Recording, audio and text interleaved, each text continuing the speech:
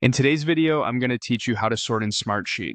Sorting is one of the quickest ways to bring order to a busy sheet, whether you're organizing tasks by status, due date, priority, or any other column.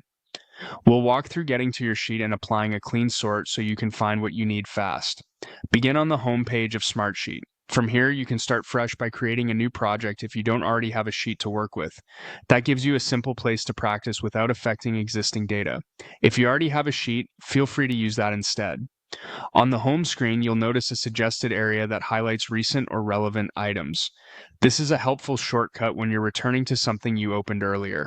If you don't see what you need there, switch to the All Workspaces view to browse everything you have access to.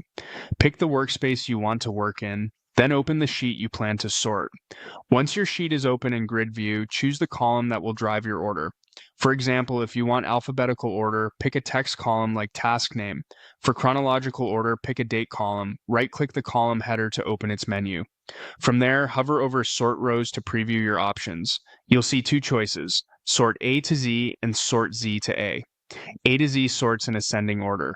For text, that's alphabetical. For dates, it moves from oldest to newest, and for numbers, it starts with the smallest value. Z to A is descending, so it reverses that order. Click the option that matches how you want your information displayed, and Smartsheet will reorder your rows immediately. A couple of tips as you sort. If your sheet uses hierarchy, child rows stay with their parent rows, so structure is preserved while the top-level items move. If your data mixes text and numbers in the same column, sorting may group similar types together, so it's best to keep each column consistent.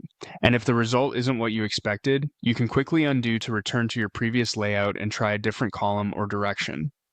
Remember, sorting changes the order of rows to help you analyze or present data clearly. It's perfect for scanning priorities, reviewing upcoming deadlines, or grouping similar items together. With the right column and the A to Z or Z to A choice, you'll have a clean, readable view in seconds.